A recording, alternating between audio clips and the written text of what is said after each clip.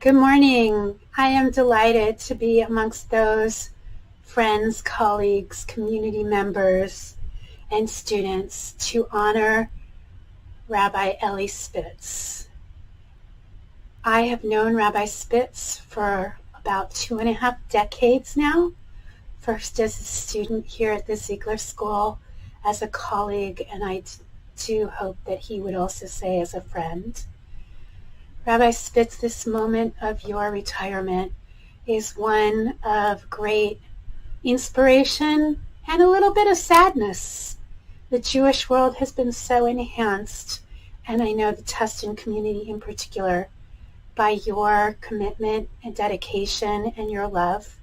And it speaks volumes of both you and your wonderful community that you can say your entire rabbinate was spent in one place. It's very rare and such a treasure. There are two things that I think of when I think of you, Rabbi Spitz, Elie. One, I remember 2.5 decades sitting in a classroom and you're saying to us that if you want to meet someone, don't be afraid to pick up the phone and call them. You described to us as how you called Elizabeth Kubler-Ross, the author of Denial of Death, and found opportunities to meet with her and talk to her about her work.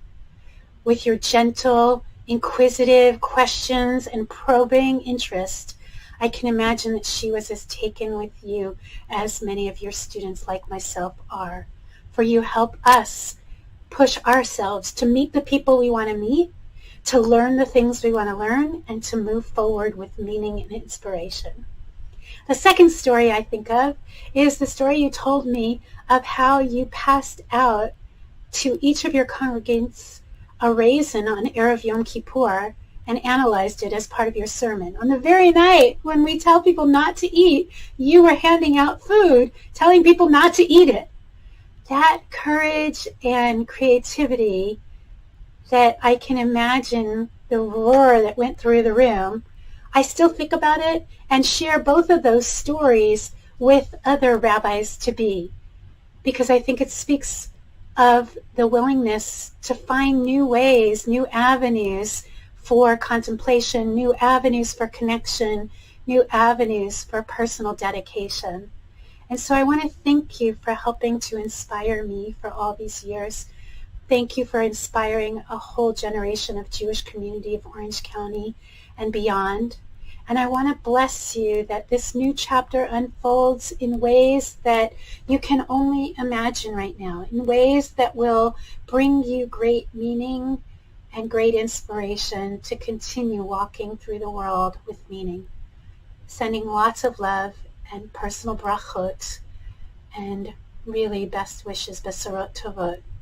Lehitraot, my dear friend. So I use this as an opportunity to give a little context and to express my thank you for the blessing. Rabbi Cheryl Peretz is the Associate Dean at the Ziegler Rabbinical School. And when I was talking with Rabbi Goldstein day before yesterday about courses that he took, he mentioned his senior seminar at the Ziegler School taught by Rabbi Peretz. And we talked about something he had studied with her. I had the privilege to teach at the Ziegler Rabbinical School for 9 years, 3 different classes in terms of topics.